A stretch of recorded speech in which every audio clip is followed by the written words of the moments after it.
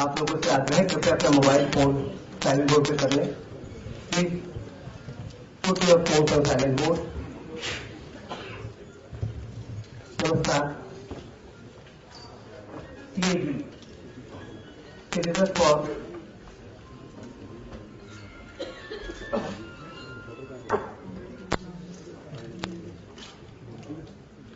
CAG Navbharat साहित्य मंदिर और प्रभात प्रकाशन द्वारा आयोजित इस समारोह में आप सबका हार्दिक स्वागत है।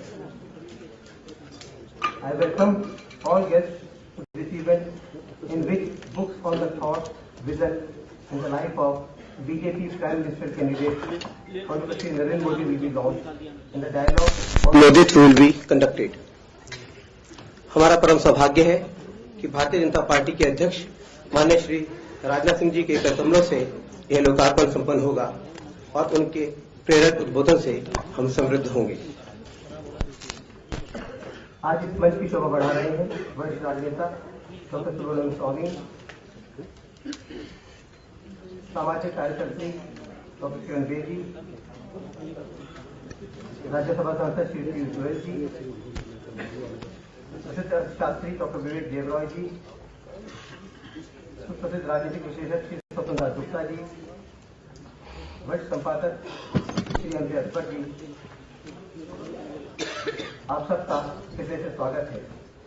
I extend a very warm welcome to commissioners of various countries who are here. मैं सबसे पहले मंच संसाधकों से अनुरोध करता हूँ कि वे दीप प्रज्वलन कर समारोह का शुभारंभ करें। Please light the lamp so that we begin the program.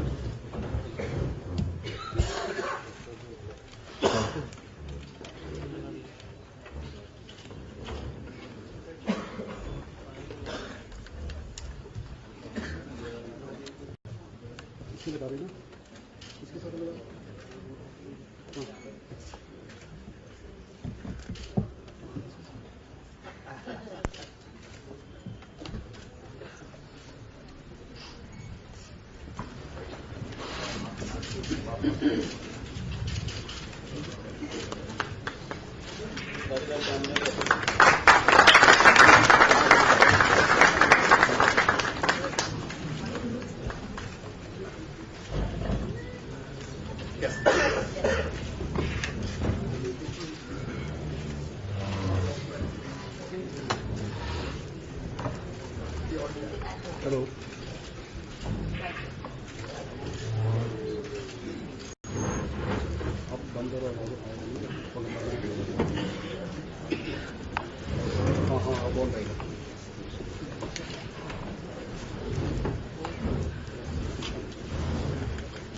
मित्रों, मैं किस किसका नाम लूं? यहाँ सब अपने हैं। मैं जो पंक्ति देखता हूँ सब हमारे परम हितैषी और परम स्नेह देने वाले लोग इस सभागार में उपस्थित हैं। मैं सबका हृदय से स्वागत करता हूँ और अपने मंचस्थ अभ्यासों का स्वागत करने के लिए मैं आमंत्रित कर रहा हूँ श्री कुणाल शाह जी को, जो खासतौर से इस कार्यक्रम के लिए अहमदाबाद से आए हैं। उन्होंने इस पुस्तक का गुजराती और अंग्रेजी संस्करण प्रकाशित किया है। माननीय राजा सिंह जी को वे पुष्प देकर उनका स्वागत है।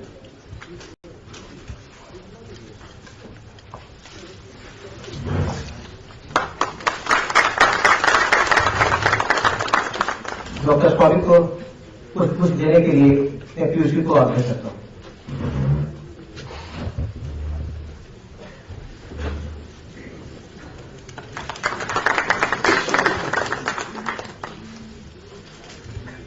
डॉक्टर किरण बेदी के स्वागत के लिए मैं रौनक जी को आमंत्रित करता हूँ। रौनक जी।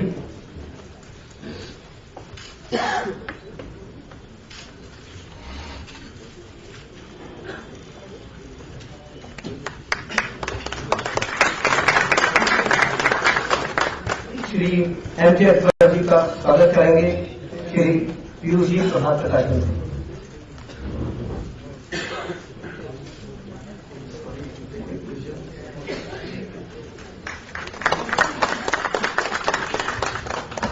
प्रोफेसर विवेक देवरॉय जी का स्वागत करेंगे रौनक जी।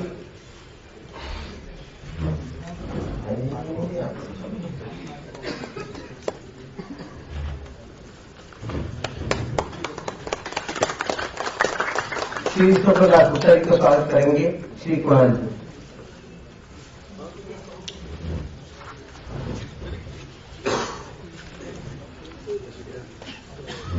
डॉक्टर स्वामी का स्वागत करने के लिए मैं आमंत्रित करता हूँ प्रभात प्रकाशन के पीयूष जी।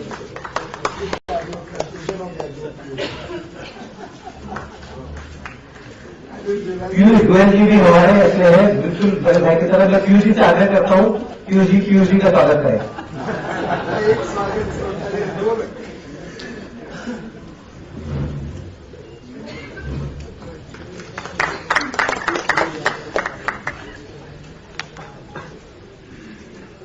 मित्रों, मोदित्व मात्र एक विचारधारा नहीं है जो चुनाव से पहले पल्लवित हुई है, बल्कि यह उस व्यापक प्रशासनिक और राजनीतिक अनुभव का नतीजा है जो श्री नरेंद्र मोदी ने अपने कर्तृत्व से प्राप्त किया है।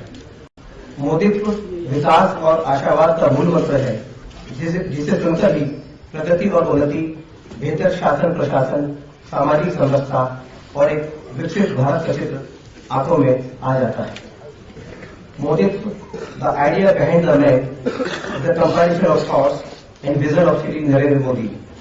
It has been compiled by the research team of CAG, Citizens for Accountable Governance, and has been published in English and Gujarati by Navbharat Sahitya Mandir, Ahmedabad, and in Hindi by Prabhat Prakashan. I request Ms. Tanvi to please come and say a few words about this project and also introduce the CAG team. Thank you. Good evening ladies and gentleman, नमस्ते। हमारी इस पहली book launch event में मैं citizens for accountable governance की ओर से आप सबका हार्दिक स्वागत करती हूँ। हम बहुत आभारी हैं कि आप सब आए हैं हमारे इस लॉन्च इवेंट में। सिटीजन्स फॉर अकाउंटेबल गवर्नेंस एक यंग प्रोफेशनल्स की टीम है जो अकाउंटेबल गवर्नेंस के मुद्दे पर देश में काम करती है और रिसर्च सीएजी का एक अहम हिस्सा है। हम अपनी रिसर्च और राइटिंग के द्वारा देश की पब्लिक डिस्कोर्स में एक पॉजिटिव कंट्रीब्यूशन लाना चाहते हैं। मोदी जी के ऊपर काफी पुस्तकें लिखी गई हैं, परंतु उनके विचारों और उनकी नीतियों पर मोदित्व एक पहला प्रयास है। And just in English for our foreign friends, I welcome all of you to this first book launch event by the Citizens for Accountable Governance. We are a team of young professionals who work for the issue of accountable governance in India. Research is a very key part of our organization, and through our research and writing, we aim to bring a positive change and positive contribution in the public discourse of this country. There have been several books written on Mr. Modi, but this book, Moditva, would be the first ever written on the ideas and policy ideas of Mr. Modi. So I welcome all of you to this event. मैं चाहूंगी कि CAG के काफी सदस्य जो आपको देख रहे हैं नीले कुर्तों में इस हॉल के चारों ओर, मैं चाहूंगी कि सीएजी की जो रिसर्च टीम है वो अपना संक्षिप्त में परिचय करें आपसे। I would like to invite members of CAG Research to introduce themselves on stage, and I will begin with myself. My name is Tanvi Ratna. I'm a foreign policy analyst.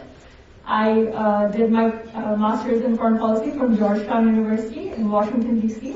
And I used to work in Washington, D.C. as an analyst prior to coming here. I would like to invite Siddharth Mazumdar also to introduce himself. My name is Siddharth Mazumdar and I did my graduation from Columbia University and I was working as a policy analyst before joining the research team at CAG.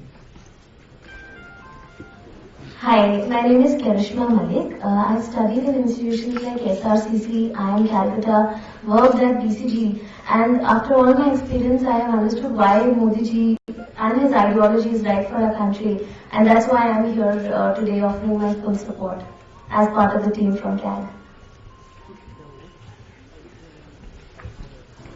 Hi, good evening. I'm Nidal Sharan. I have done my MBA from SLITM and a marketer by profession. I've worked with companies like Vodafone, Taj, Airtel, and a proud Indian who really wants to make some difference, whatever little I can. So I'm in this team.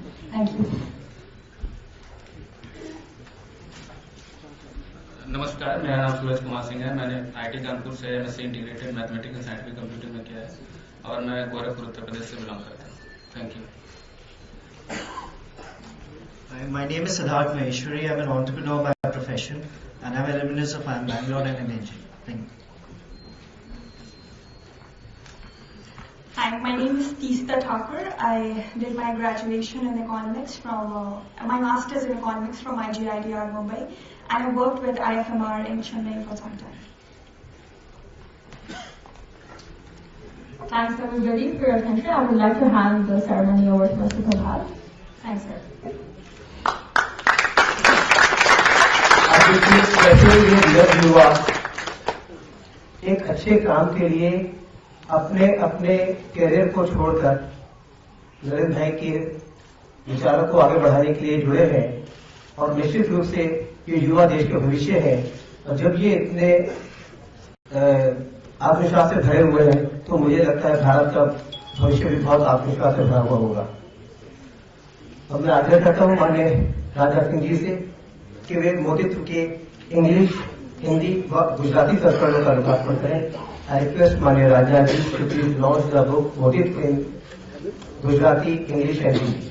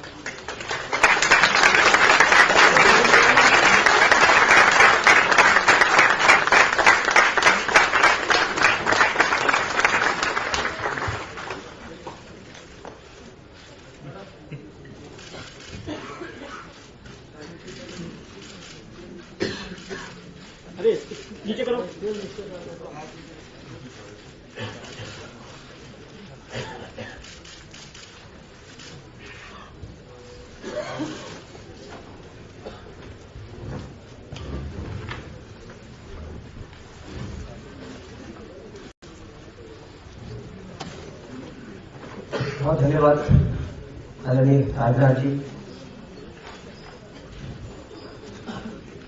इस मंच में एक और विशेष बात है कि हमारे 3 लेखक इस मंच की शोभा बढ़ा रहे हैं।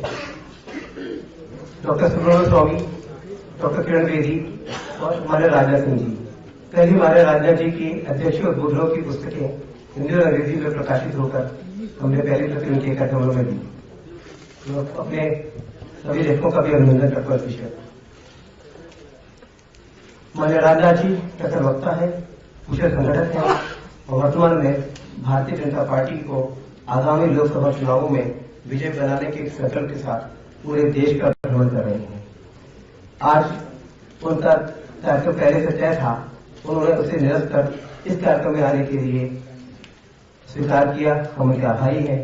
उन्हें एक पार्टी की कमेटी के लिए उनको जाना है, इसलिए वे हमें संबोधित कर वो चले जाएंगे। मैं उनसे आग्रह करता हूं वे हमारा मार्गदर्शन करें। धन्यवाद।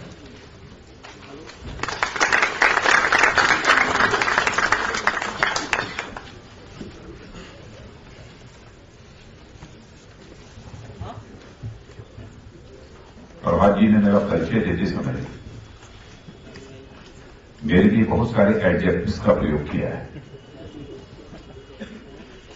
और एडजेक्टिव्स का प्रयोग करके उन्होंने मेरी कीमत आप लोगों के सामने बढ़ाने की कोशिश की है। मुझे लगता है कि जैसे आजकल हर चीज की कीमत बढ़ रही है, शायद उसी रौ में प्रभात जी ने हमारी भी कीमत बढ़ाने की कोशिश की। आदरणीय डॉक्टर सुब्रमण्यम स्वामी जी, श्री शिवपंडाजी गुप्ता और दिल्ली की नहीं बल्कि हिंदुस्तान की मानी जानी social activist doctor Kiran Bedi जी, प्रोफेसर विवेक देवराज और एमडी अकबर शाह, श्री पीयूष गोयल और प्रभात प्रकाशन के कर्ता श्री प्रभात जी, डिस्टिंग्विश्ड डिप्लोमेट्स और यहां उपस्थित मेरे सभी मित्रों, सबसे पहले जब मैंने ये सुना कि मोदित्व इस नाम से कोई पुस्तक लिखी जा रही है, तो मुझे लगा कि किसी पॉलिटिशियन ने यह पुस्तक लिखी होगी। शायद वह राज्यसभा में पहुंचना चाहता होगा अथवा गवर्नमेंट बनने के बाद कुछ हासिल करना चाहता होगा, इसलिए शायद उसने यह पुस्तक लिखी है। लेकिन यह पुस्तक की कॉपी कल मुझे मिली, फोटोस्टेट कॉपी। तब मैंने उसमें देखा कि लेखक का नाम था सिद्धार्थ मजूमदार। मैंने कई लोगों से पूछा, हमारे साथ हमारे स्पोक पर्सन सुधांशु त्रिवेदी थे, मैंने पूछा कि यह सिद्धार्थ मजूमदार कोई पॉलिटिशियन है क्या? इन्होंने कहा कि वो पॉलिटिशियन नहीं है, बल्कि एक नौजवान जिसने यूनिवर्सिटी ऑफ कोलंबिया से ग्रेजुएशन किया है और उनके साथ सिटीजन फॉर अकाउंटेबल गवर्नेंस ये टीम है कुछ नौजवानों की, जिन सभी लोगों ने मिलजुल कर ये पुस्तक तैयार की है। क्योंकि मोदित्व इस पर पुस्तक लिखा जाना, एक व्यक्ति से उठकर कोई एक आइडिया बन जाए, एक कंसेप्ट बन जाए, यह कोई साधारण बात नहीं है। It is not easy for any person to become a phenomenal. It needs a phenomenal qualities and efforts. तो मैं एक दो दिन तक इस पर विचार करता रहा कि यह मोदित्व ये पुस्तक लिखी क्यों गई है। क्या सचमुच मोदित्व ये फेनोमेनल बन गया है? तो मित्रों, मैं ईमानदारी के साथ ये कहना चाहता हूं, मैंने सहज रूप से स्वीकार कर दिया कि भारत की राजनीति में सचमुच मोदित्व स्वयं में एक आइडिया है और एक फेनोमेनल है। वैसे राजनीतिक क्षेत्र हो अथवा समाज जीवन का कोई भी क्षेत्र हो, लोगों को सफलताएं हासिल होती हैं,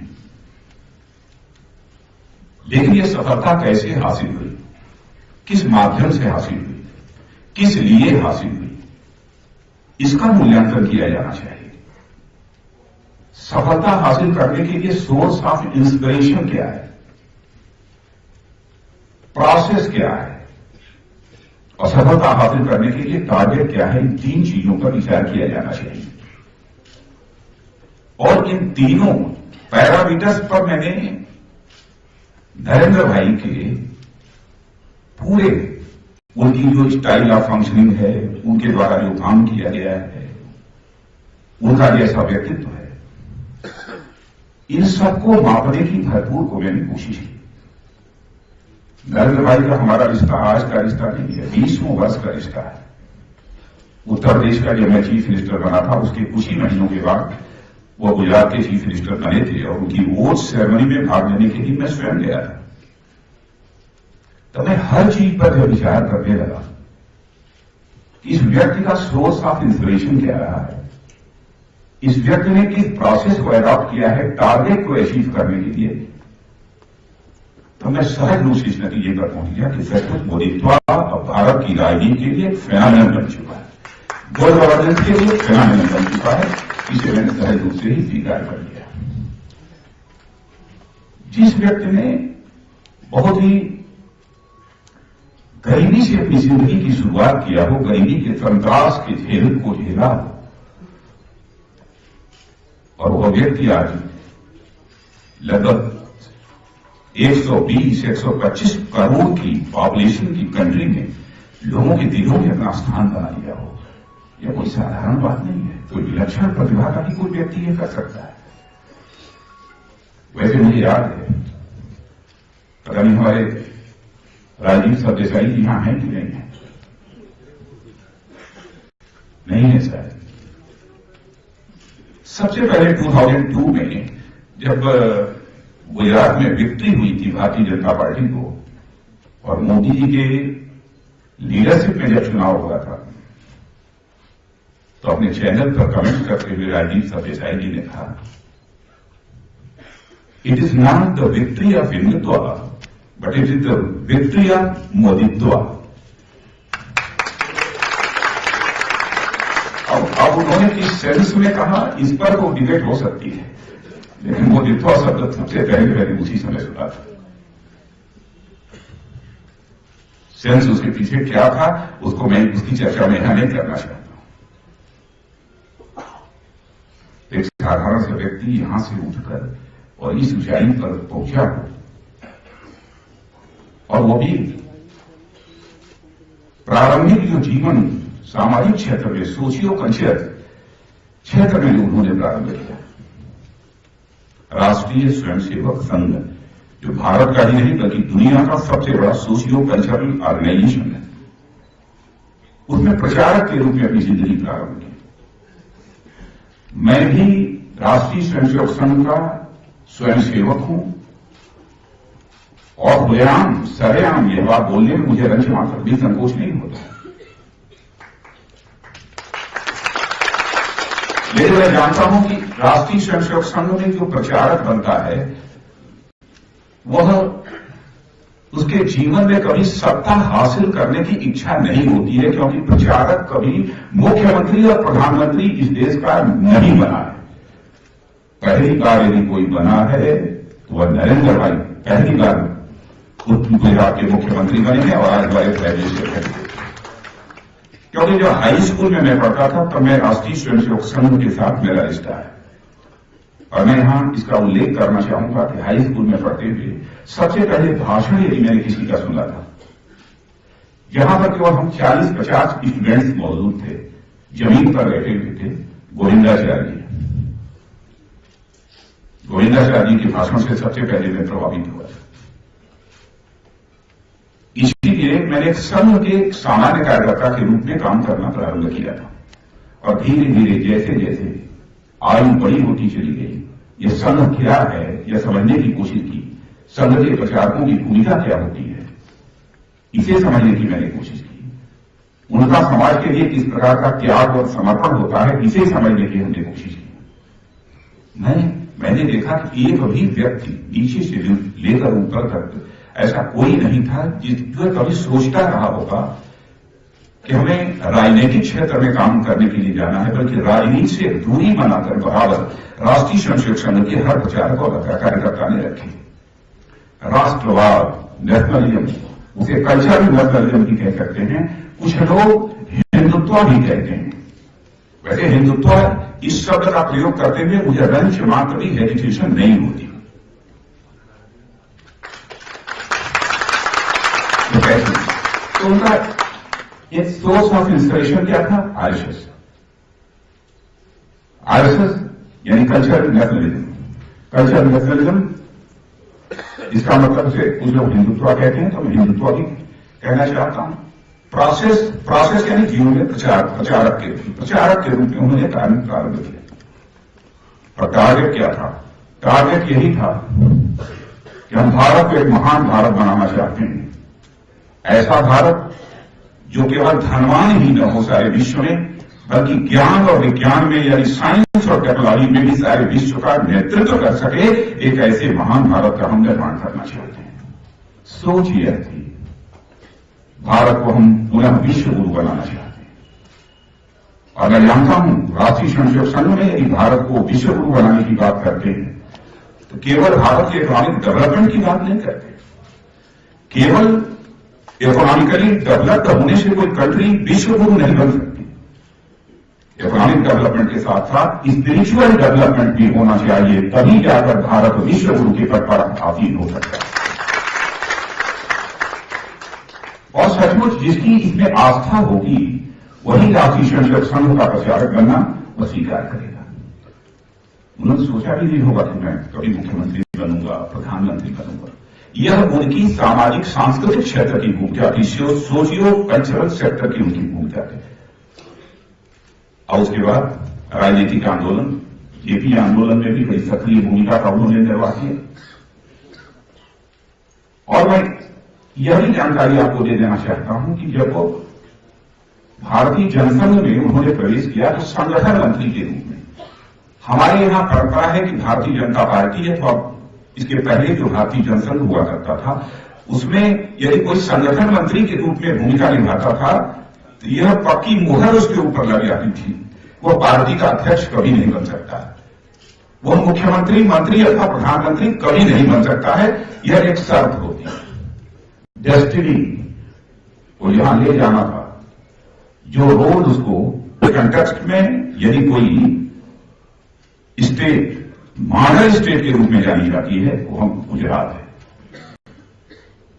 लोग उसका उदाहरण कर देते हैं, कैसे देते हैं इसके बहुत ज्यादा डिटेल में मुझे जानने की आवश्यकता नहीं है। यानी एडमिनिस्ट्रेशन के क्षेत्र में, सोशियो कल्चरल क्षेत्र में, साथ ही साथ पॉलिटिकल एजुकेशन के क्षेत्र में, और फिर तीसरा एडमिनिस्ट्रेशन के क्षेत्र में भूमिका, तीनों भूमिकाएं एक दूसरे से पूरी तरह से अलग अलग है। तो क्या यह सच नहीं है कि इन तीनों क्षेत्रों में जिस व्यक्ति ने बहुत ही प्रभावी तरीके से अपनी भूमिका निभाई हो, क्या वह साधारण प्रतिभा का कोई व्यक्ति होगा? मित्रों, तीनों की भूमिकाएं अलग अलग होती हैं। तीनों भूमिकाओं को यदि बहुत ही श्रेष्ठ तरीके से यदि किसी व्यक्ति ने निर्वाह किया है तो मैं कह सकता हूं कि निश्चित रूप से वह विलक्षण प्रतिभाकारी कोई व्यक्तित्व होगा। सामान्य व्यक्ति इस काम को नहीं कर सकता, और ऐसा मैं मानता हूं।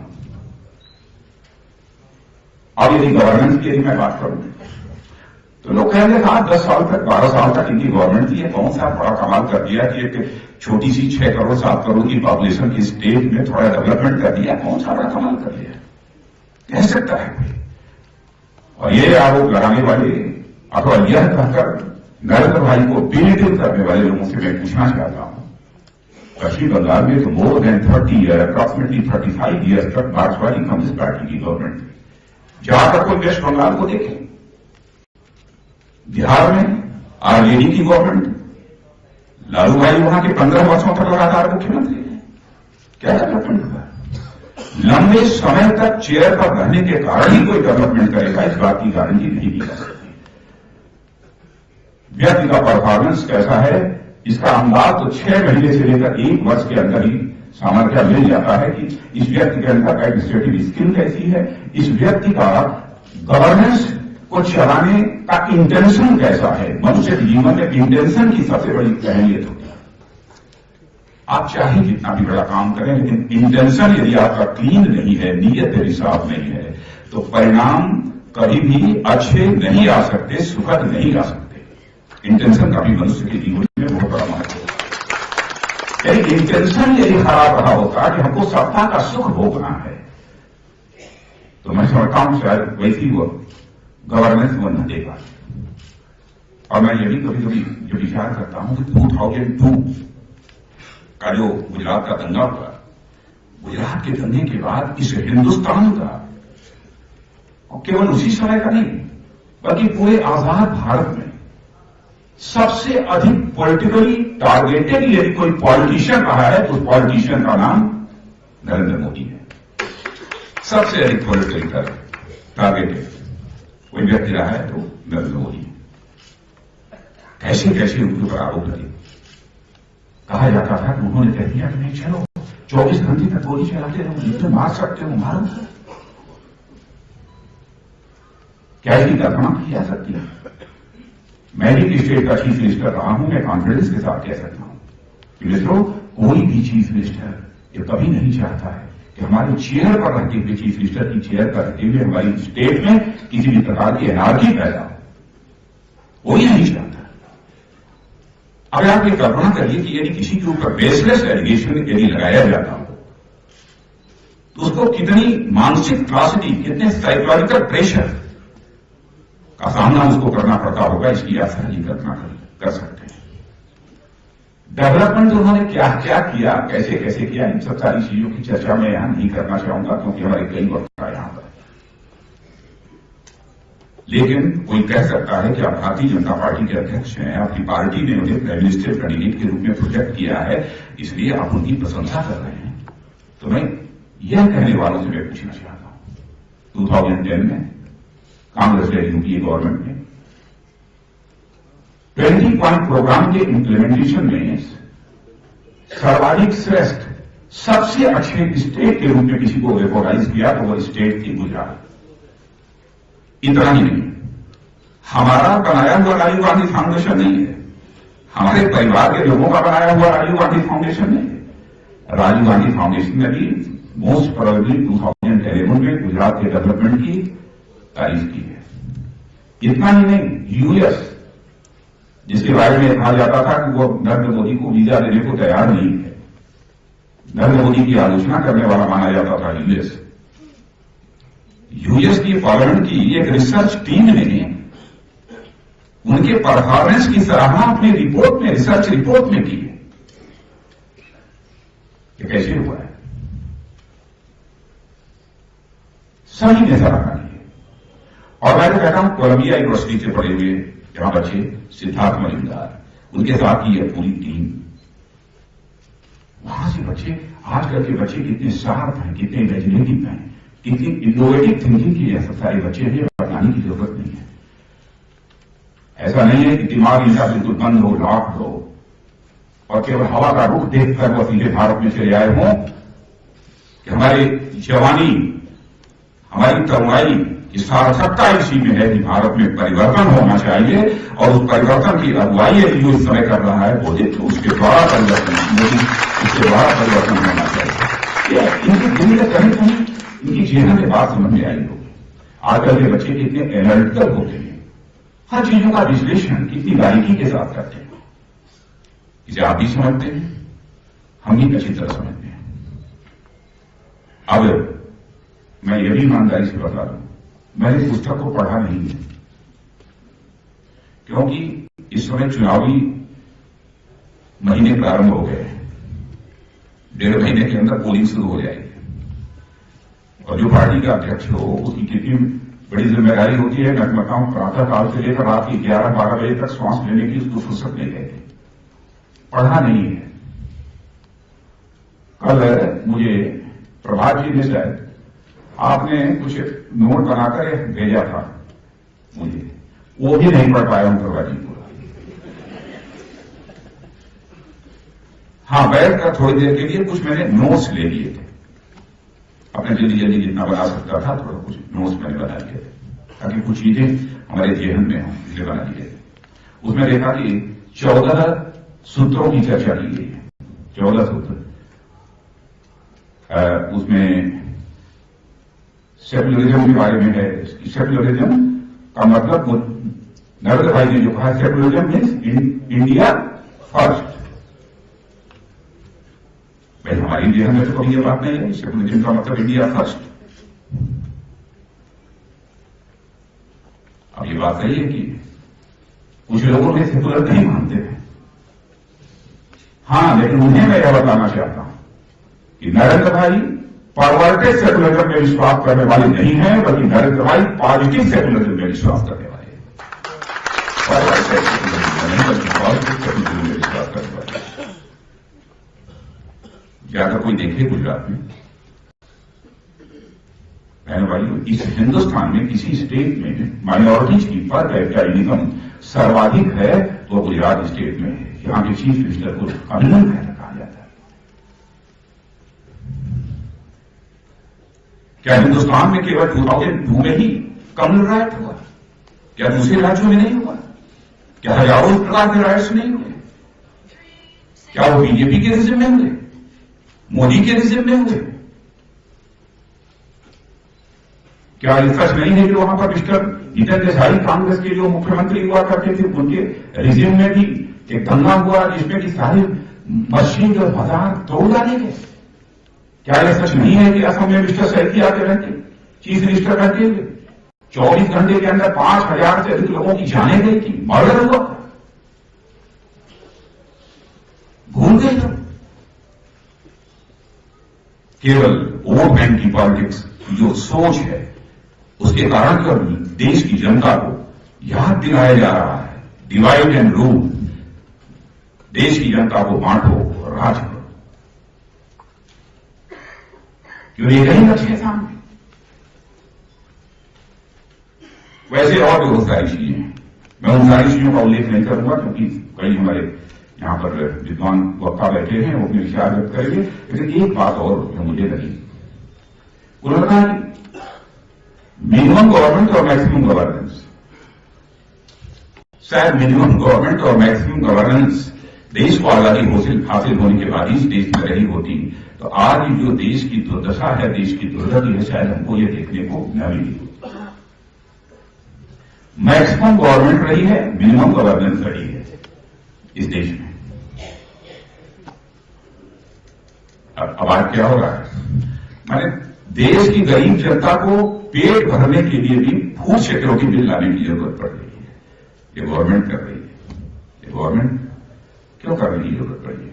तो गवर्नेंस नहीं है, गवर्नेंस नहीं है। महंगाई यदि बढ़ जाती है, वेजिटेबल्स की यदि कीमतें बढ़ जाती हैं, तो क्या होता है? गवर्नमेंट ठेला लगाकर सब्जी बेचने लगती है दिल्ली में, दाल और चावल की गवर्नमेंट ये बेचने लगती है। यह अंतर होता है मिनिमम गवर्नमेंट और मैक्सिमम गवर्नेंस के बीच का यह अंतर होता है। यह सब जो कंसेप्ट दिया है, अब गुजरात में मैं समझता हूं कि बहुत सब्सिडी और ये और वो बहुत सारी जो चीजें दी जाती हैं बहुत ही कम है, बहुत सारे अन्य स्टेट की अपेक्षा बहुत ही कम है। वहां पर गवर्नेंस है, कैसे कॉमन मासेस को एम्पावरमेंट किया जाए, कैसे उन्हें शक्तिशाली बनाया जाए, कैसे उनके अंदर क्षमता पैदा की जाए। यह सब बहुत सारे काम किए हैं, ऐसे 50 काम मैं इस समय गिना सकता हूं, लेकिन 2 घंटे 2.5 घंटे का समय लगेगा, इसलिए उसकी चर्चा यहां पर नहीं करना चाहता हूं। हाँ, यह मैं जरूर बताना चाहता हूं कि अभी इधर जो रैलियां हुई हैं सारे देश भर में, तो स्टेट्स की जो रैली हुई है पूरे राज्यों की, मैं और मोदी जी हम दोनों साथ हैं। मैं जब 23 साल का या 22 साल का था, पहली बार मैं राजनीति में मैंने प्रवेश किया था। 20 साल में एमएससी किया था फिजिक्स में, और उसके बाद मैंने प्रवेश किया था।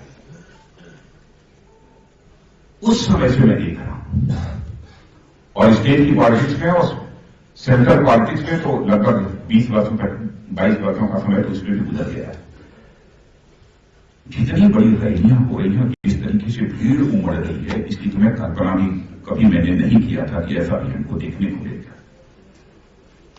और ऐसा होता है कि कभी कभी भीड़ लाई जाती है, लेकिन भीड़ यदि स्वयं यदि किसी को सुनने आती है, और उस भीड़ में नौजवानों का जो उमंग और उत्साह देखने को जो मिलता है, ज्वार जो उनके अंदर देखने को मिलता है, मैं कह सकता हूं ये भी मोमेंट था कि उस समय थोड़ा ये ज्वार हमको नौजवानों के अंदर देखने को मिलता था, लेकिन आंदोलन के प्रति वह ज्वार था। लेकिन व्यक्ति के प्रति ज्वार स्वतंत्र भारत के इतिहास में पहली बार हमको देखने को मिला है, तो नरेंद्र भाई की रैलियों में। ऐसा ज्वार मुझे इसके पहले कभी देखने को नहीं मिला। नवयुवकों को के अंदर क्या देखते हैं, जैसे लगता सारी चीजों का केंद्र वो नवयुवक को ही मानते हैं। उसकी एनर्जी का मैक्सिमम यूटिलाइजेशन, प्रॉपर यूटिलाइजेशन कैसे किया जा सकता,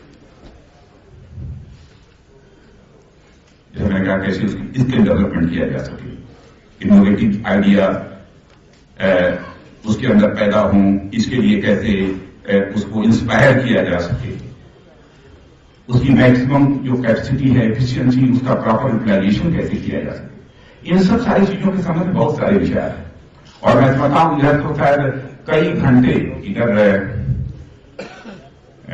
गोवा में मई महीने में जब मैं इलेक्शन कैंपेन कमेटी की मैंने घोषणा की थी, मैंने घोषणा करने वाला मैं सब कुछ नहीं हूं, मैंने नहीं किया कुछ, हमने जो पार्टी का सर्वसम्मत फैसला था वही किया है।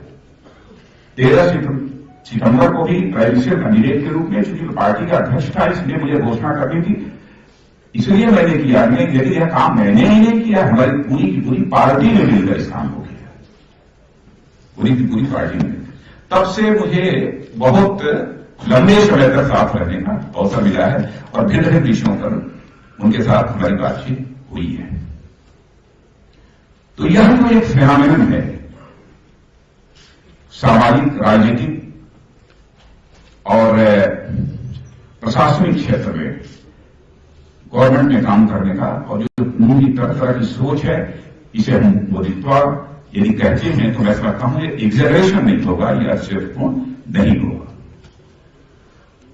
इसलिए मैं सच में बधाई देना चाहता हूं ये अपने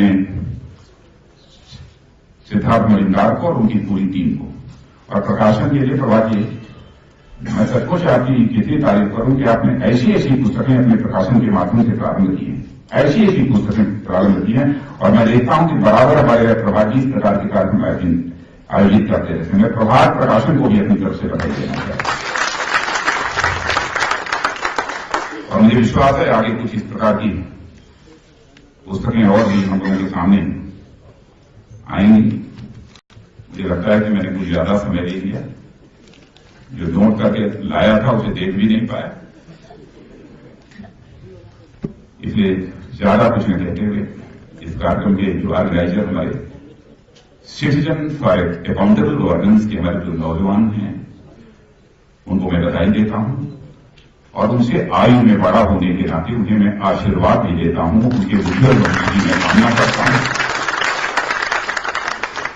और ईश्वर से मैं प्रार्थना करता हूं जहां इन नौजवानों के अंदर, सिटीजन्स फॉर अकाउंटेबल गवर्नेंस के नौजवानों के अंदर योग्यता, क्षमता, प्रतिभा और देश के लिए कुछ कर गुजरने की तड़पण पैदा करे, वैसे ही हिंदुस्तान के सभी नौजवानों के अंदर देश के लिए कुछ कर गुजरने की तड़पण पैदा करे परमात्मा। यही परमात्मा से प्रार्थना करते हुए और आप सभी को धन्यवाद देते हुए अपना निवेदन समाप्त करते हैं।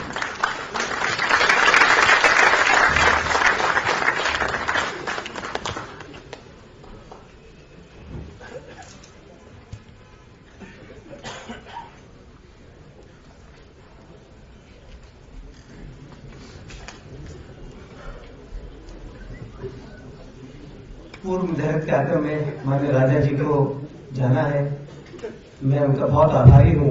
वे आए, उन्होंने हमें मार्गदर्शन दिया, और सचमुच ये जो अवधारणा है मोदित्व की, उसको उन्होंने और पुष्ट किया है।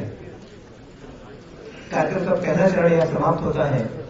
अब मोदित्व पर परिचर्चा के लिए मैं ये मंच आदरणीय श्री एम जेठमल जी को सौंपता हूं। प्लीज परिचर्चा में सब लोगों से संवाद करेंगे, विभिन्न विषयों पर बात करेंगे।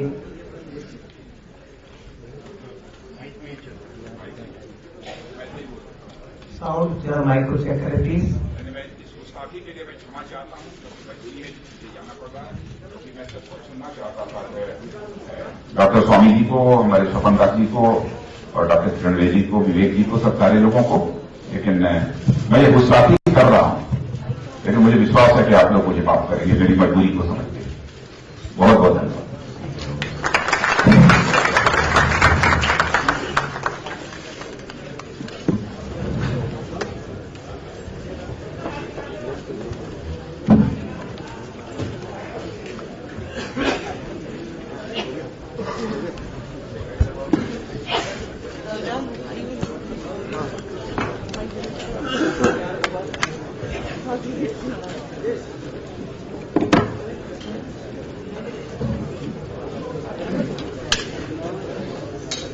Welcome friends to the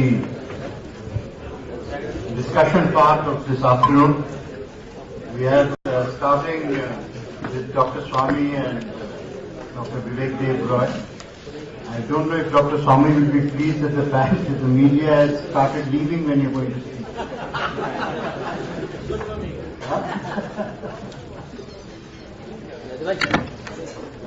It gives me great pleasure to be with you and to sort of initiate these discussions. I'd just like to begin. I've read this book, and I got a copy only this morning. The very first sentence of the book, I think, sets the tenor for change outside the conventional realm of expectation. The very first sentence is a definition of secularism. The essence of secularism is that all religions are equal before the law.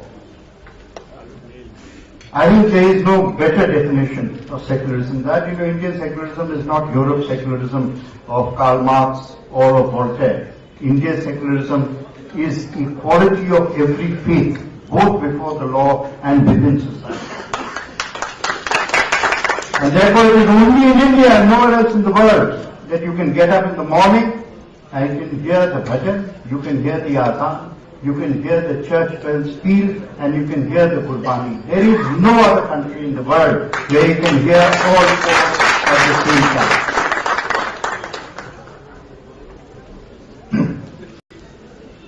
It is only then that India will prosper. आपको सिर्फ एक बात मैं बताता हूँ, देखिए कोई भी आता है आपके सामने बात करने के लिए, जो भी हो, बहुत बड़ा ऑडिटर भी हो, हम जैसे नादान भी हो, तो कोई ना कोई हम सोच के आते हैं कि हमें क्या कहना है। लेकिन अगर सामने ऑडियंस के अंदर क्राइसिस मोमेंट आता है, तो फिर सोच जो है, जो हम सोच करके आते हैं, सब भूल जाते हैं। उस वक्त जो इंस्टिंक्ट है वो प्रिवेल करता है, दिल में जो होती है बात वो जुबान पे आ जाती है, नस में होती है, नफ्स में भी जो बात आती है वो आ जाती है।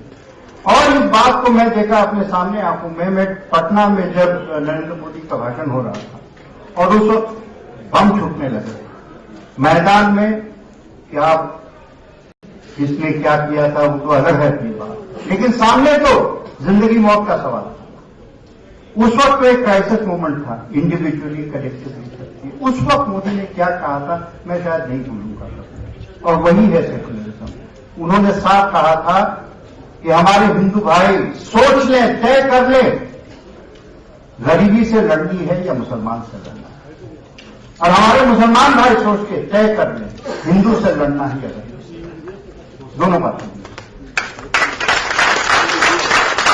और ये हम इस सोच में तय कर लें कि हमें गरीबी से लड़ना है, किसी आपस में लड़ना है, ये हो जाए, ये बहुत बड़ी बात हो जाएगी। और अगर यही हमारा भविष्य है तो मैं आज सुकून के साथ इस भविष्य का इंतजार कर सकता हूं। This book also, just briefly, has some tremendously and very eclectic list of role models. I very rarely see such a collection of role models. I'm sure when you read you'll find out. And I'll just give you a little list. Chanakya, Ashok, Akbar, in a sense, have become cliches. Let us be frank about it. We all use these three names. But what is found very interesting, and only those who have studied history will understand the impact and meaning of the other names. Sher Shah Suri, the founder of infrastructure as a developmental concept. Jahangir, just not only justice, that I think somebody should read the Jahangirnama or should be made into part of a curriculum. The laws of governance, or the rules of governance, are fascinating. By the way, two of the things which I will direct your attention to: no octroi, no taxes on trade between Bengal up to Kabul, no taxes on trade, and full security for every citizen wherever he travels. That was the meaning of security and Krishna Dev Raya. From there to Thatcher. But most interesting was the citation of the Napoleonic Code as the basis of what should be secularism. That France may be a Catholic country, it doesn't matter, but every religion has equality before the law. So, there are lots of pearls out here, including concepts. Minimum government, maximum governance you've also heard. I just want to leave a thought with you that all manifestos in any election are equal.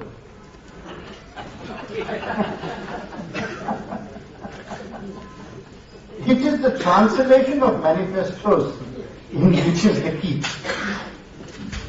And it is the last mile of how you turn a manifesto into governance that gives you the credit. And what this book is really, manifesto to aata rahega aur jata rahega. This book is a dictionary or indicator of how precisely that manifesto will become part of an emerging India's reality. And I'll tell you very basic, if I have to sum it up into a simple word, this is the story of how every Indian, he says over and over again that I don't care whether we win by any number of votes, but the government is for every citizen, including those who do not vote.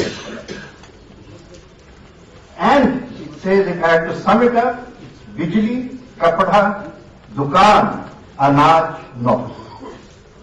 These are the 5 essentials which are essential for India and will be the basis. And I just want to leave this thought that when we began with secularism, let me end. Let us remember, and this is what this reminds me, onions and potatoes have no religion. Blood and sweat have no religion. Water has no religion. Industry has no religion. Every Indian deserves the right of opportunity, and every Indian deserves the right to rise a few rungs on that ladder of success. Only that means something for all of us. I open the discussions with my very old and very good friend Dr. Swami and Vivek Devroy, who I'm sure who needs no introduction as an economist. And let me please allow Dr. Swami would like to take the floor first.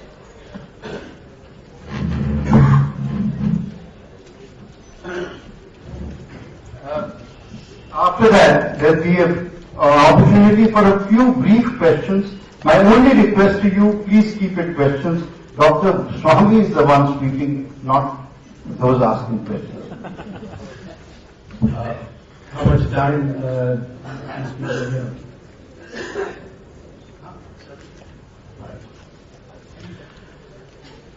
According to Harvard rules, you can take 2 minutes. Harvard just now is not a very popular name with me.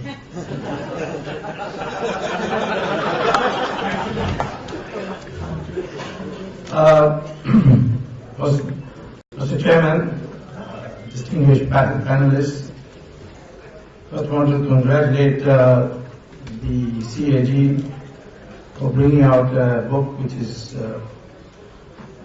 very, very appropriate at this moment of time, because the world over there is an acceptance that Mr. Narendra Modi becoming the next Prime Minister has a very, very high probability.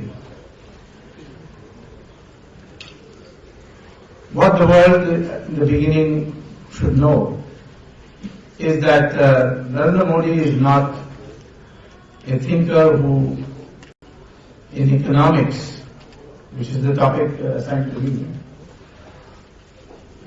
thinks in the traditional framework of the way the economics is taught all over the world.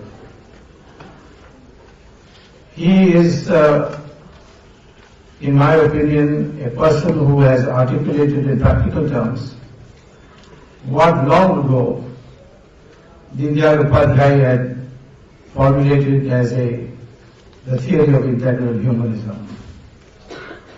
Throughout his writing, speeches, and what has been extracted here in this book, the emphasis is material progress must harmonize with spiritual development. The economics that is taught all over the world is one-dimensional theory, which is purely how you can either maximize your profit or maximize your production. And the question of value system, it doesn't figure in any of these discussions. Going through the book, Moditva means, of course, Modiness. That is the distinctiveness of being Modi, or what is the subtitle idea behind the man. So after reading the book, I would like to present my points in terms of principles that he has initiated in this book, what comes out of this book. The first key proposition of Mr. Narendra Modi is what I would call as the market principle, where he says that people will be willing to pay for assured good quality goods and services they need for their economic activity, and there is no need to subsidize it. This he has demonstrated in the supply of electricity to farmers and industrialists in Gujarat. The second principle is that what we have to ensure as a part of this market principle is that there is a level playing field for both the producers, the competitors, the consumers. And when you apply this principle, certain things which look as if you are against the market principle can easily explain. For example, the question of Walmart coming to India. Walmart will come to India with the benefit of receiving funds from American banks at 2% interest. And they will be able to participate in the cheap labor that India has. If the existing Indian traders have to compete with Walmart, they will have to access capital at 12 to 18% and compete with Walmart for the same cheap labor. This is not a level playing field. And it could be made overall, it could be a compensation if the Americans would allow our companies to take our labor to their country and build roads and houses and so on, where we have an advantage, and draw on the capital, cheap capital of America. That the United States will not agree on the grounds of immigration. So this inequity, this lack of level playing field, is the reason why the BJP has been against allowing Walmart into the country. The second key principle is what I call as responsive governance, and that is, in Modi's own words, that as society progresses, the focus of government must shift and change and adapt. That is, the government must withdraw from some areas and enter other areas. And then he, of course, quotes Chanakya, saying that the government is the chariot and the people have to be the charioteers. So this less intrusive government, more extensive government, a healthy balance that is to be achieved between authority and accountability, is what he has called as the participatory budget. The third key proposition that comes out of this book is known as what I call as the optimization principle. That in every economic decision there is not only private costs and private profits or gains, but there is a social cost and a social gain.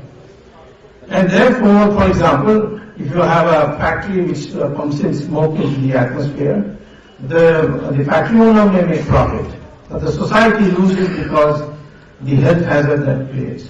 Or if somebody starts a orchard, then a person next door can set up a beehive and benefit from the fact that the bees can go and extract honey from the blossoming flowers before the fruit.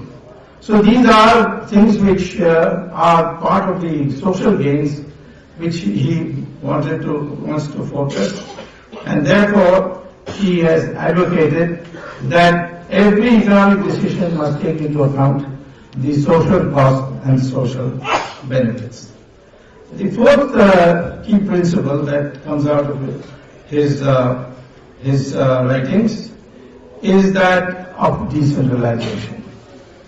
If I may put it in a simple way, what essentially he's saying is that if you have a complicated problem, of an n-dimensional complicated problem, you convert it through decentralization into n problems of one dimension each, which are easy to solve. Instead of taking the n-dimensional problem as a totality, you break it up through decentralization into simpler problems.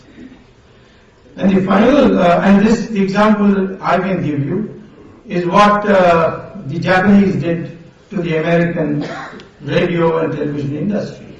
The Americans were producing Motorola and so on, were producing radios in a greatly integrated production system, where the material came through one door and the transistor or the radio or the television came out of the other door. What the Japanese did was they took the transistor, for example, the radio, and broke it up into several parts. and had each part produced in a small industry in that framework where the overheads were very low. And therefore the cost of production came down steeply, and that's how the Japanese were able to put Motorola and American companies in these areas out of business. Finally, throughout Narendra Modi's writings, we find great emphasis on productivity and innovation. We all know that but for innovation, the growth rates would have accelerated over the last 200 years the way it did. Railways, SMS steel plant made a big difference to industrial revolution. Then jet engines, fax machines, teleprinters, they made a big difference in the early 20th century. Internet now has completely transformed the way production is conducted now, and the transaction costs have come down.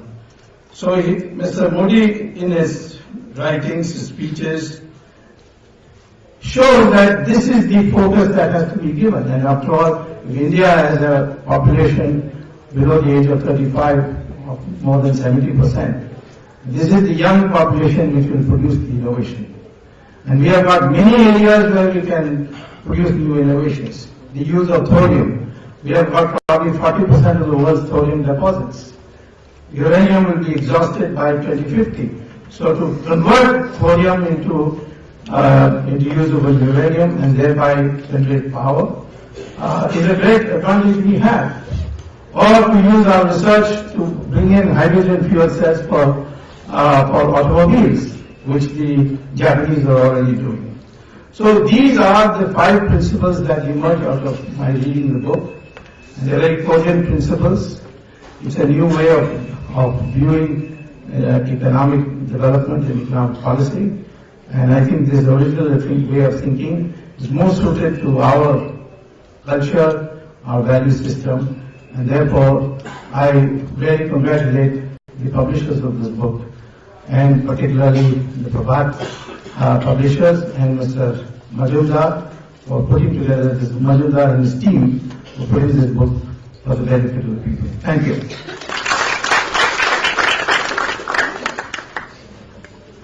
Vivek?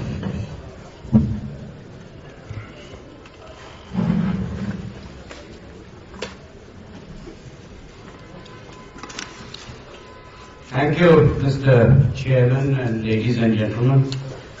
Let me begin by thanking Siddharth and CAG for having given me the opportunity to read the book and for having invited me here.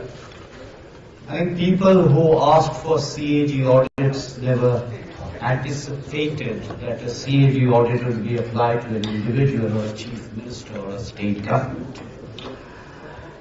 I dare not disagree with what Dr. Swami has said, because I will never hear the end of it. So therefore, let me add some principles to the list that he's already given. And when I say this, I'm going to draw a slight distinction between what has already happened in Gujarat and what Mr. Modi contemplates for India. It's a bit of an artificial distinction, but it is a distinction still worth remembering. And most people who will probably read this book and react to this book will look at it from the lens of what is likely to be implemented in India. And those 14 items that Siddharth and his team have chosen, quite understandably, reflect a certain bias. There is a subjectivity, it's inevitable. Had I been asked to list out some principles from Gujarat, I would have listed probably a different set of principles. So let me flag for you some items which I don't think are adequately directly mentioned in that book. Number one, Dr. Swami has already mentioned, but let me underline that in a slightly different kind of way, and that is decentralization. Decentralization in several senses. Decentralization, particularly given the fact that Gujarat already had a very strong root in Panchayati Raj development. Decentralization in the sense of getting even ministers and senior bureaucrats involved in the planning process.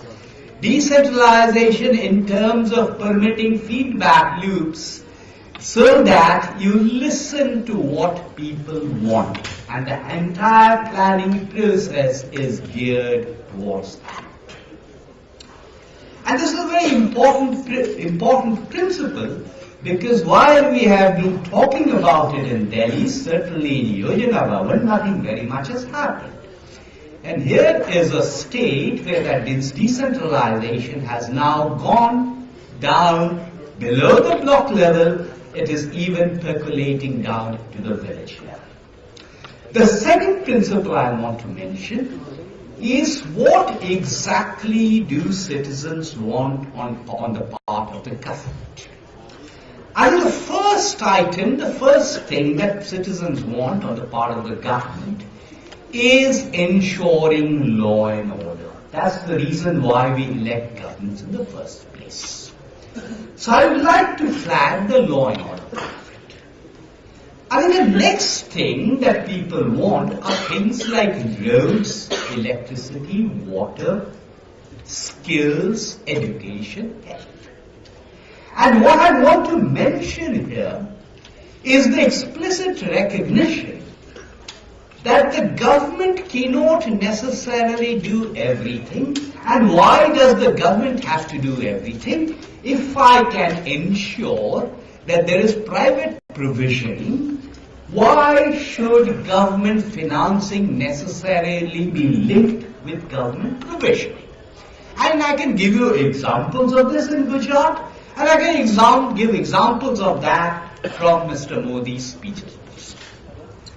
The third item, which I think is extremely important, is whether you have a good policy or whether you have a bad policy, that has to be implemented by the bureaucracy.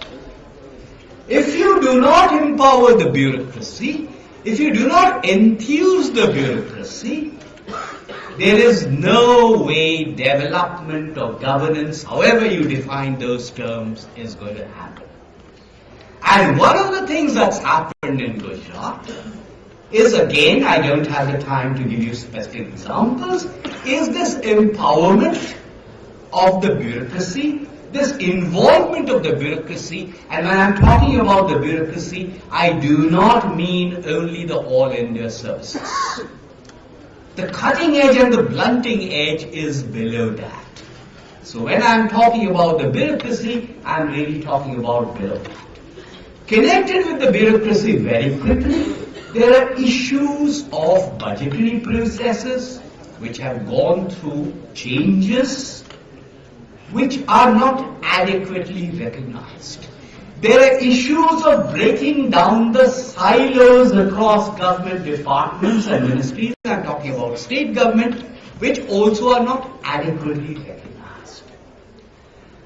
And finally, the last principle, which is that in the last resort, beyond that enabling framework, beyond that enabling environment, beyond the provisioning of the physical infrastructure, the social infrastructure, if I'm going to have anti-poverty programs, poverty fundamentally is a household characteristic. It does not have anything to do with religion, caste, gender, ethnicity. So therefore, the anti-poverty programs and development, and MJ referred to it in an indirect kind of way, they have nothing to do with whatever subsidies one is going to have. These principles represent what might be called the Gujarat template. There is no Gujarat template. This is a template that every state government should be following and adopting. It's a different matter that very few actually have. Interpreted in these terms, what is important about Gujarat is not whether the growth rate has been 8% or 7.5% or 6.3%. what is important about Gujarat is this template which acknowledges that there are certain things the government must do, and beyond that, entrepreneurship can take over. And you can see that reflected in improvements in the social sector indicators, particularly in an incremental sense, particularly after 2007. That, ladies and gentlemen, is what I think the story is. But like I said, we all have our individual prisms. This book is an extremely readable book. It has a certain prism, but all I'm suggesting to you is there are other prisms as well. Thank you. We'll move to governance now. Shopan, would you like to take over, and we'll keep Kiran Bedi for the last of the speakers.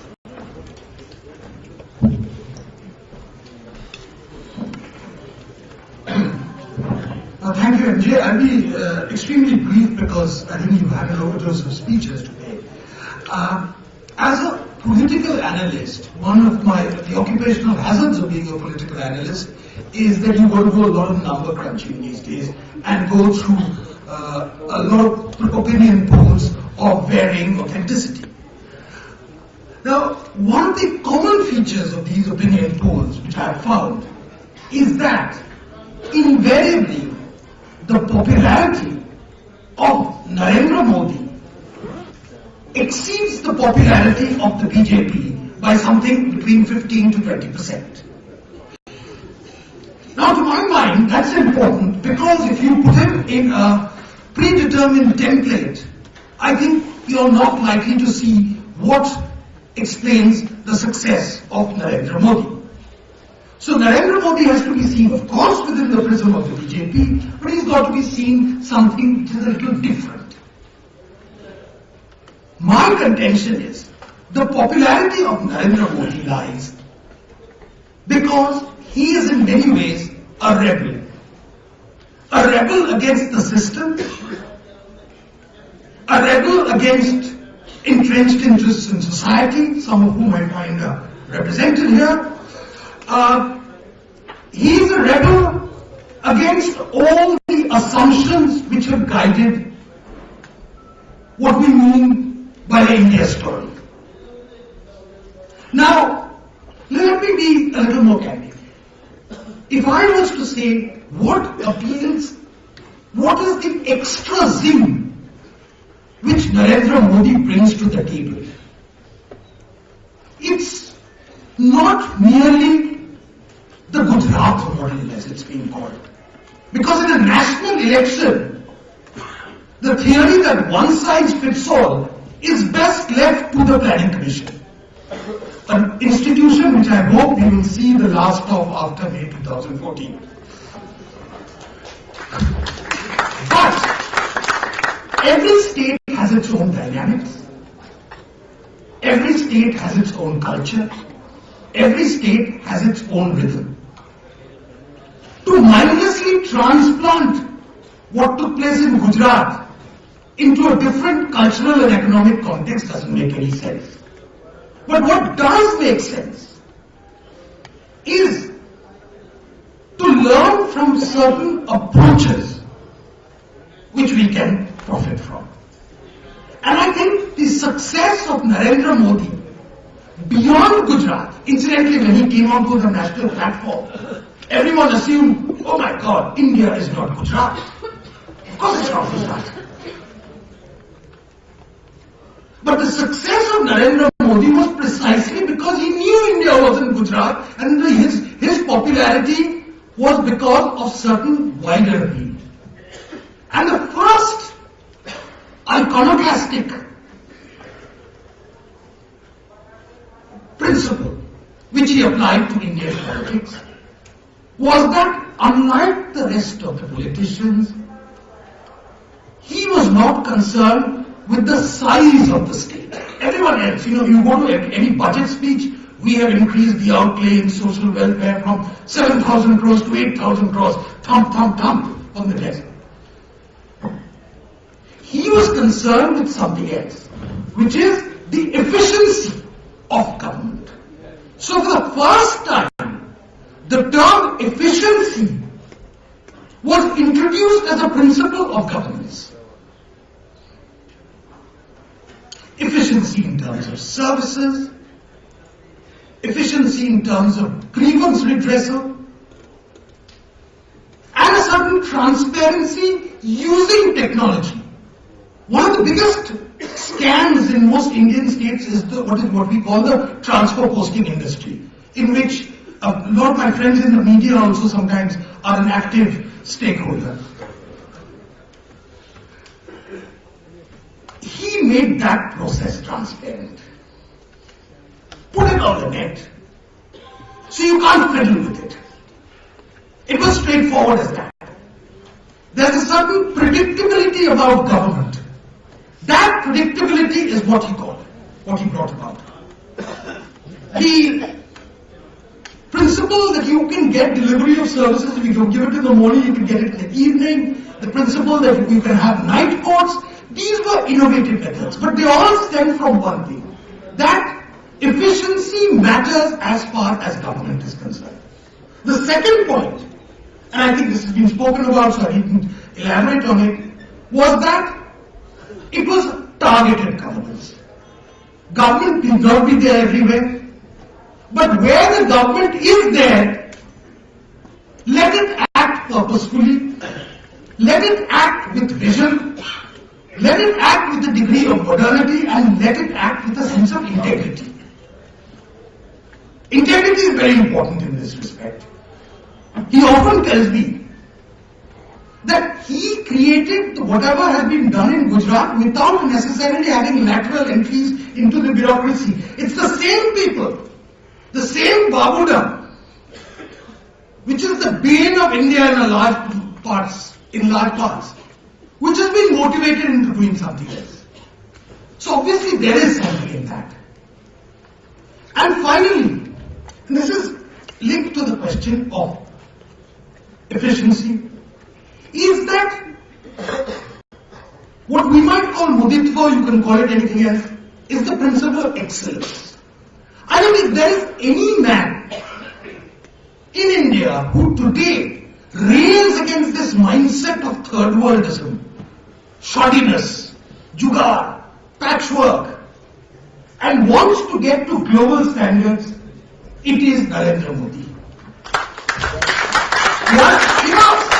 I've been to these vibrant Gujarat summits, and once I told him, I said, it's, lots of people are coming in, and it seems to be a mela with lots of people listening to seminars on fishing in Newfoundland and mining in New Brunswick. So he said the importance is not that. He said the importance is I am getting a lot of SMEs from small towns in Gujarat and giving them the exposure. That exposure which will help them to think creatively, which will help them to pick up ideas, and Gujaratis are great for copying ideas. In other words, just look a bit beyond the box. Don't think of India as something, we need aid, we need, in India we can only aspire to this much. Mediocrity becomes the norm. That principle he contests. And that is the reason why I feel Narendra Modi marks a breaking of the mold, and that in a large measure, not entirely, explains why his appeal is much more than that of a mere party leader. And that is why I also feel that this election is going to be more presidential than any of us have thought was possible. Thank you very much. Thank you, Doctor. 1971.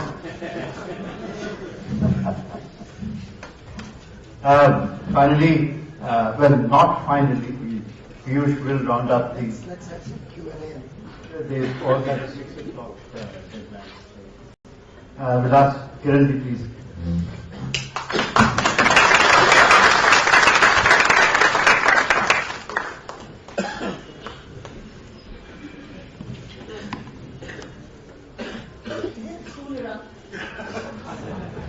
Is there a stool around?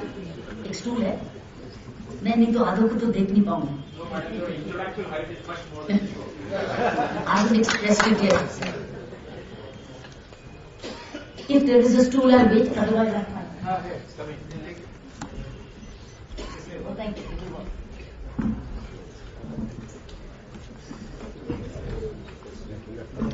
Yes.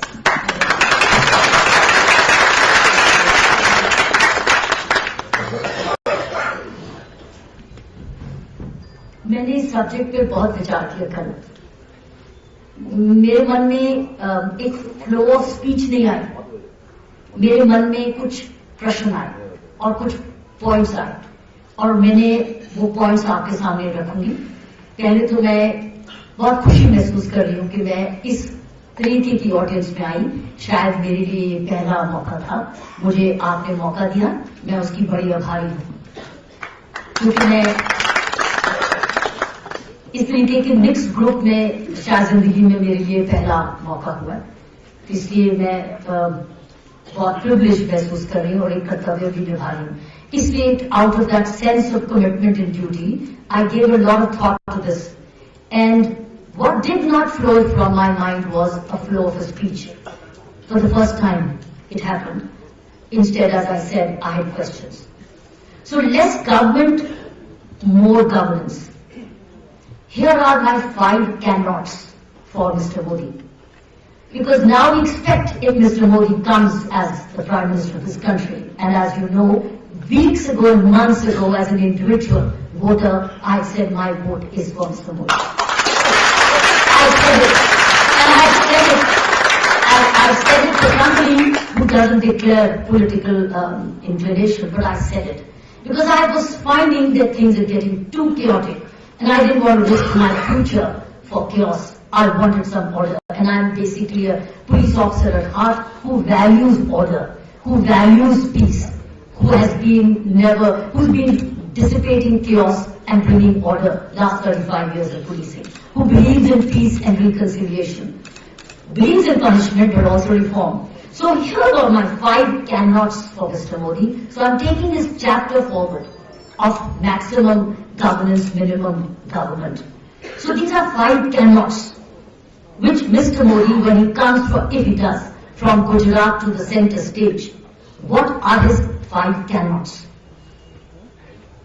His more governance cannot begin without the elected members of parliament of his government in power, or with his party in power, observing a proper 365 days of code of conduct. This is my first cannot. Which means he must ensure, as the Prime Minister of this country, if it happens, that his members of the parliament observe a 365 days of code of conduct. Which means, as expect as the leader and as the Prime Minister, we as citizens of this country want him to redesign the oath which the members of Parliament take. I want to redesign this oath. Why?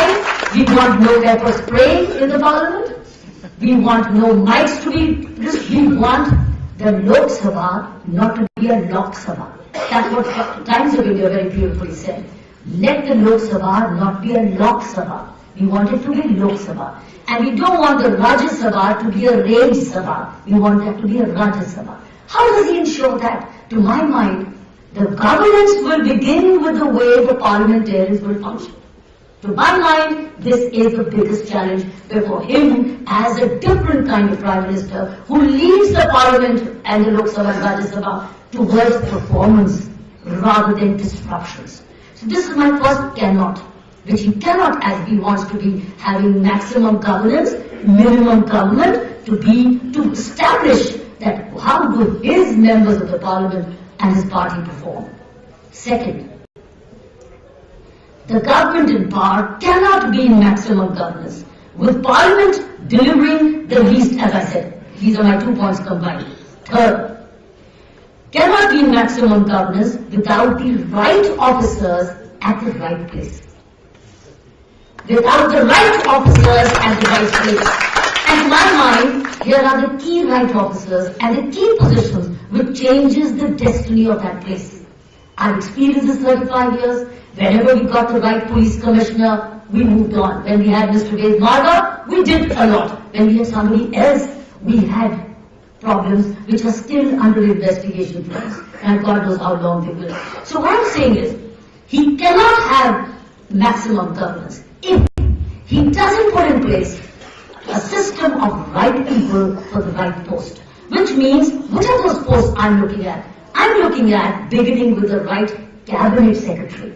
The cabinet secretary oversees all 100 union government secretaries. What kind of cabinet secretary we have? Because the cabinet secretary is a very important link between the rest of the secretaries and the Prime Minister's office.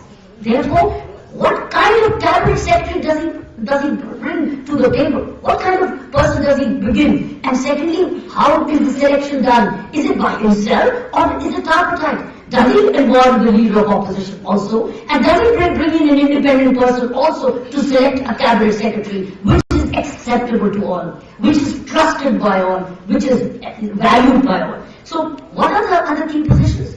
The chief secretaries of states. Moment you have the right chief secretary of the state is in good hands. Moment you have a weak chief secretary, you have Uttarakhands. That is the result of a collapse of administration. So what I'm saying is, he wants minimum government, but maximum governance. And that comes through right chief secretaries, right director generals of police, and right revenue commissioners. If he ensures this as a Prime Minister of a system where these three positions, that means he assures administration and effective coordination, he assures law and order by right director generals of police, at the moment we look for the weakest. We look for the weakest and not the most efficient, but the weakest. We need to find the strongest and the most strongest and professionally sound. Revenue takes care of revenue generation, which means huge amount of money in the kit. So that means you got money, you got law and order, and you got governance, you got administration. You can do with less government then. Next point, which he cannot wait, is cannot keep emptying the government money, putting into leaking buckets. He cannot. He has to check the plugs, he has to plug the leaking buckets. He cannot just keep emptying. What we are looking for is immediate leadership and populism, where you bring money, saved money from one account and put into leaking buckets. So in the end, we just keep borrowing money every year. We live on borrowed money. He has to ensure that all the leaking buckets are stopped. That alone will ensure good governance. And last, fifth point, which is cannot, is he cannot ignore the 2 crore public servants we have in this country today, and it was rightly mentioned. It's top to bottom. So why we talk about the chief secretaries, the DGPs and the revenues, we've got to have the bottom-up approach. We literally have 2 crore government employees in this country. Literally 2 crores. To be exact would be 1.74. We literally have, I'm employing all municipal employees, half contract employees. We literally, this country has 2 crore. How do we deal with them? And so they cannot stay at a 19th century mindset with 20th century government processes with 21st century needs. How does he as a Prime Minister address that? 2 crores. That means we need to limit it. Now, I'm on the final five cans, which he's doing. But I'm looking at the 5 cans. I finished with the cannots. So let me look at the 5 cans.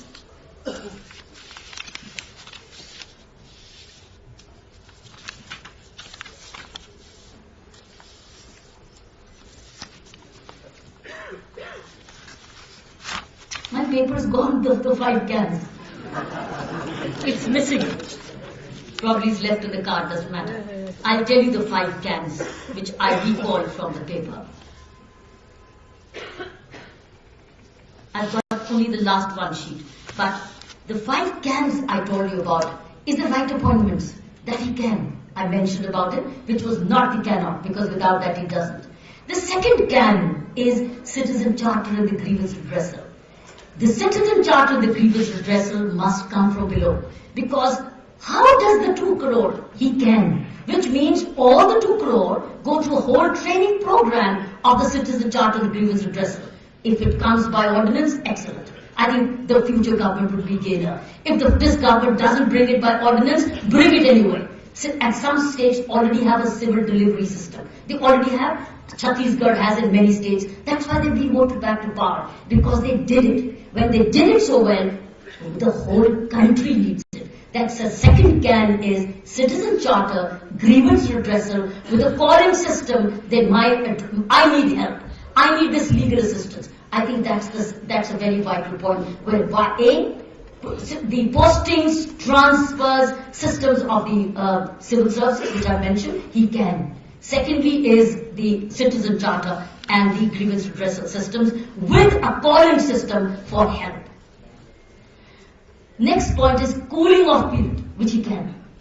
The cooling off period has to come, and it applies as much to the judiciary, my friends. If we don't have a cooling off period of the civil servants at least for 2 years, how do you expect them to give the best judgments till the end? They have to go back to the common man. The civil servants, 2 years cooling has to be mandatory, which means that you will have a holiday. You may not have your favorites coming in straight away for key positions, but then after 2 years, Mr. Prime Minister, you will start reaping the reward of neutrality. These people would have gone back to the public, gone back to their private homes, gone back to be one of the public servants, got off the white ambassadors, got off the VIP culture, and then see what did they do with the people, how did they realize what was the other side of the fence. I've said this, the possible cans. Any paper left there? Let me check. There was one very good. 1 minute.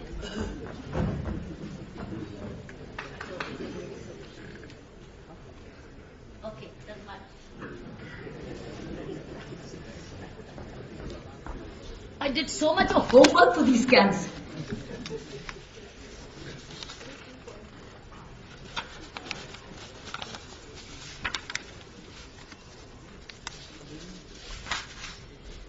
Let me end with one quotation which I loved, which has been a part of my library. It is the duty of government to make it difficult for people to do wrong. It is the duty of the government to make it difficult for people to do wrong. It is the duty of governance to make it easy for people to do right. That is what we're looking for, and I think that's the system which we're looking for from Mr. Modi. We have very high hopes. We do hope that our destinies will change for the better, and that we will go from stagnation, decline to progress and development. Thank you.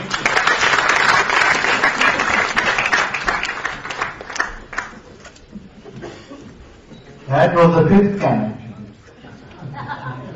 I did. Piyush, would you like to round up? We are running out of time. Maybe I could take some questions afterwards, even if they have to go. No problem, we'll allow them some questions. Today audiences want a little more interactive participation. I'll wait, I'll stay back and answer if anybody has any questions. Thank you very much, Mr. Harper. Very, very grateful thanks to all the panelists. It was wonderful of all of you to come here today. And most importantly, I think a big round of applause for our young, enthusiastic CAG participants. It's really very, very enthusing for all of us to see the energy that they have, the way they put in all the best efforts, the leadership that they provide to this movement. Prashant Kishore and his young team of very, very brilliant, very educated, very experienced, and extremely charged up young CAG boys and girls. A big thank you to all of you from all of us who are a part of the party and with Modi ji. Please keep up the good work, and we really appreciate what you're doing. I have very, very good news for all of you. Even I did not know it, but I feel very privileged to announce that a part of the proceeds of this book will be going for the Modi for PM Fund. They want Modi ji to be the PM, and they have voluntarily said, Saurabh and his team, that we want to give this the proceeds of this book largely for the Modi for PM Fund. A very big thank you as the treasurer of the party to all of you. I must say it's a very educative and informative compilation of Modi ji's thoughts and actions, also his ideas. And I tried to summarize all these 14 chapters and a lot of what the panelists said And I thought possibly it could be summarized in one sentence. End of the day, outcomes matter, not merely outlays. And I think a lot of what the panelists said, a lot of the guidance that Kiranji gave, thank you very much Kiranji for both the can-nots and the to-dos. I have noted all 10 of them and I promise you they'll be escalated to Modiji. And I assure you, all of us in his team, led by Modiji, will be committed to your can-nots and can-dos, and it'll be a kind of reminder to us all the time in our public service and our duties to the nation. Well, Vivek, Swapanda, Kiranji, Dr. Swami, all of them espoused different aspects of the book, and I think in a way gave us very insightful information about the book. I just thought I'll delve on 2 or 3 issues which are often debated and are often agitating television anchors about Gujarat, which I wanted to put in the right perspective. One issue that very often comes to fore is, oh, Gujarat was always doing very well. What did Modi ji do? Or Gujarat always had the entrepreneurial spirit. So what else is new? I tried to map it out in 4 or 5 issues. First of all, the legacy of growth, the so-called great growth of Gujarat, before Mr. Modi became Chief Minister, was a 4% growth. 96 to 2001, Gujarat grew by 4%. 2002 to 2012, Gujarat grew by double digits, 10% plus. And if that is not significant, I don't know what is significant. A crumbling infrastructure. When Mr. Modi took over, you saw the state of the roads in large parts of Gujarat. You saw that power was the huge amount of outages. Power was most expensive in Gujarat. Power was not available for everybody. Water was not available for everybody. He set these things right. Today you have some of the best roads in Gujarat. Baroda, Ahmedabad, 120 kilometers, a 1-hour journey. Power, 24/7, the length and breadth of the state. Separate feeder lines, distribution lines for agriculture, for industry and the households. Power theft and almost no in the state. And it all ends with the lowest increase in power tariffs in the last 10 years is in the state of Gujarat. If you check the tariffs way back in 2002 and the tariffs in 2014, the percentage increase is far lower than anywhere else in India. And I have the statistics to back it up if anybody is interested. Water, nook and corner of Gujarat. Even if it was a small settlement, and very often when secularism is being discussed and when people try to ask him, why don't you have schemes for the minorities or separately for different parts of society? His view is that I have to work for every citizen, earlier for a state and I hope now for the nation. So there were small settlements, largely of the minority community, where if one was to look at the cost benefit or the cost of taking water to those remote areas, probably it wouldn't justify the investment. But he said every part of Gujarat, every citizen of my state should be receiving water. And he would put up pipelines to remote areas, maybe 1,000 people, 500 people living there. But he made sure water went to the length and breadth of the state. Agriculture. Double the national average has been the growth of Gujarat in agriculture in the last 10 years. If that is not progress, I don't know what is progress. And what did he do? This unprecedented agricultural growth with modern technology, global best practices. He does not believe in benchmarking with the laggards. He always benchmarks with the best. He wants to know who's the best in the world. I'll benchmark with that. And lastly, where there were pockets of development and prosperity, he decided, for me, development has to be for all. Sauno Saath, Sauno Vikas. That was his mantra. Everybody should be together in the development story. I think these 4 or 5 issues became his mantras of government, and the 3 enabling guidelines which helped him achieve that. One, he did not believe only in acts, he believed in action. He's often mentioned that. His leadership, the visionary leadership that he showed, charted out a long-term transformation roadmap. He never thinks small, he never thinks today. He thinks of scale, he thinks of speed, and he thinks of skill, which has been also highlighted in the book. He does not believe that we have to plan for 10 years or 15 years. His plans are always what to do 50 years later. And I mentioned to you two specific instances very recently that I encountered with him. We were looking at the manifesto of the BJP for this election. And at some point I said, we should throw this number that we'll do this. He said, no, Piyush. Anything that goes into that manifesto has to be practical, has to be doable, and has to be fundable. I will not write anything which I cannot achieve, cannot deliver. And he actually highlighted an example of his own manifesto of Gujarat. He said, मैंने गुजरात में एक road highway पे एक road promise की थी, थोड़ी कठिनाइयां आ रही हैं, 1 साल से अभी तक स्टार्ट नहीं कर पाया हूं. That road is haunting me.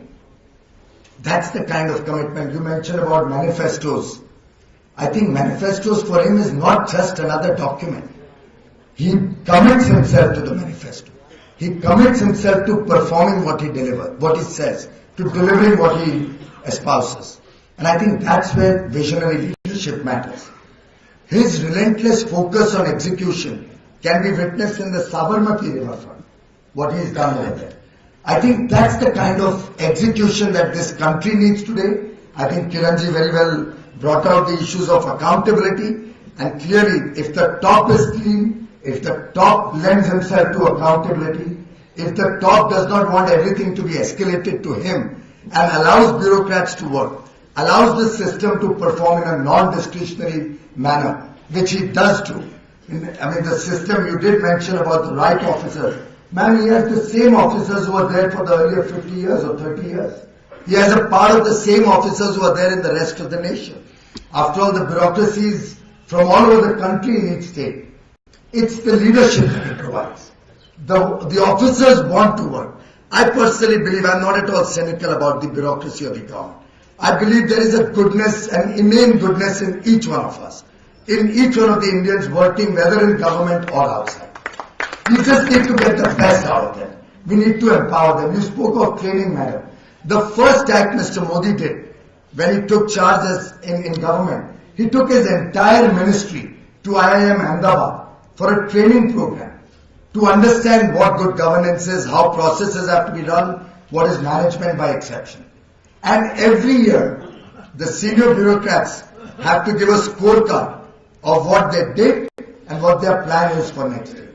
I think his model of governance is duplicatable. It's not something that is restricted to the state of Gujarat.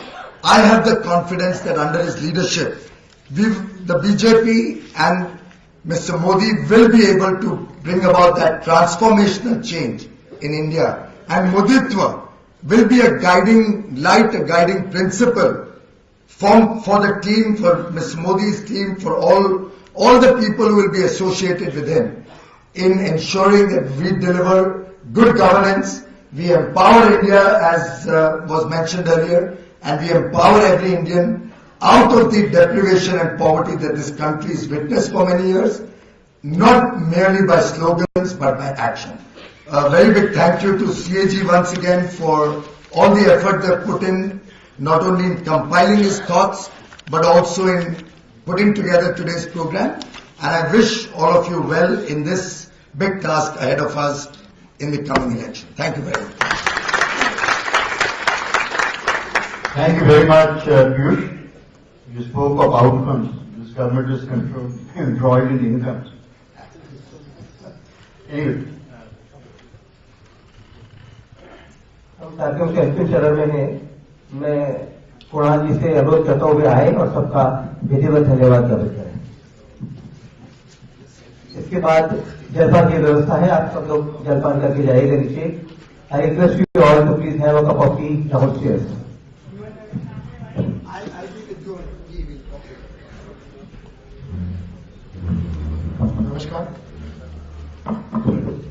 नमस्कार। यहाँ उपस्थित सभी अभ्यागतों के प्रति कृतज्ञता ज्ञापित करना मेरा पुनीत कर्तव्य है और यह कोई औपचारिकता नहीं है।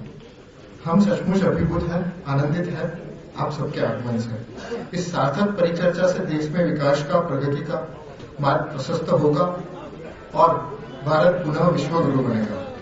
इस सब आयोजन में पधारे उनका अंतर्मन से धन्यवाद, आभार। इस सभागार में पधारे सभी महानुभाव हमारे अपने हैं। आप हमारे निमंत्रण पर यहाँ आए, मैं आप सबके प्रति अंतर्मन से कृतज्ञ हूँ। I also express my gratitude to His Excellencies, the Ambassador and High Commissioner of various nations who have graced this event with their presence.